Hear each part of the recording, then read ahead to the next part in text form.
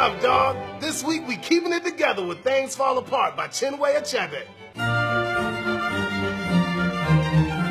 Okonkwo got one of the illest reps of any hood in the Nigerian Umofia clan. But being a high baller don't run in the family. Everybody know that Okonkwo's daddy was nothing but a broke-ass scrub. And now Okonkwo gotta be a hard-ass hustler to shake off that family shame.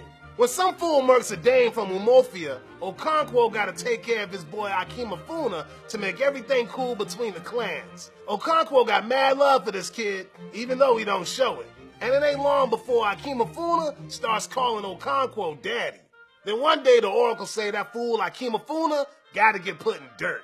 Some geezer named Izudu tells Okonkwo he best stay away from that mess, cause no matter how much of a badass thug you are, killing your own son is whack.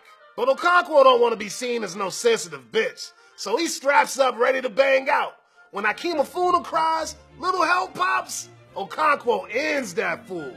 And for the next few days, Okonkwo all torn up.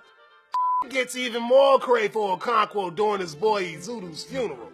During a salute, Okonkwo's gat accidentally busts a cap in Izudu's son. So Okonkwo and his family get booted out of town for 7 years. While he gone, a bunch of Bible-thumping crackers roll up to Umofia trying to convert homies all over town. Soon they got a whole new government up in this piece. Damn! When Okonkwo gets back home, he all like, man, who are these honkies? So he and his tribal leader homies roll up to a church and stomp that to the ground. This is our turf, suckers. After getting thrown in the slammer for a bit, Okonkwo rallies everybody to wage war against them imperialist fools. When one of them oppressors steps to, Okonkwo takes that fool out. But when he tries to get his posse to revolt against these haters like all good Umofians do, they all back down like a bunch of old bitches. Later, the top dog white man rolls up to Okonkwo's crib to take him downtown. But when he walk in, Okonkwo hanging by a noose.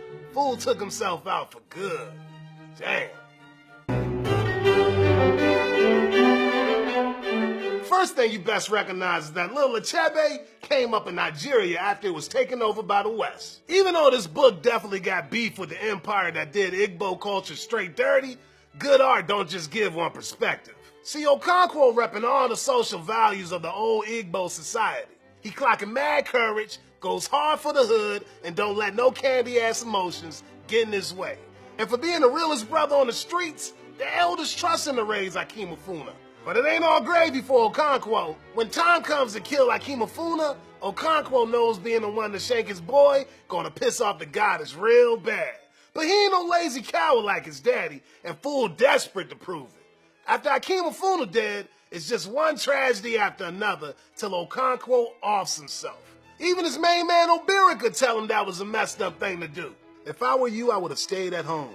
What you have done will not please the earth. It is the kind of action for which the goddess wipes out whole families. Ain't no doubt that those crooked-ass imperialists took a big old dump on Africa. But like we can see with Okonkwo icing his boy and disrespecting the goddess, maybe things started falling apart before they got there. Just like Yeats preaching in the poem that opens the book, whether it be Igbo culture, Western culture, or whatever the time is the enemy. And as time goes on, any culture can fall apart. But you know what don't fall apart? These sick-ass threads you can get from my store. See y'all next week, Playboy.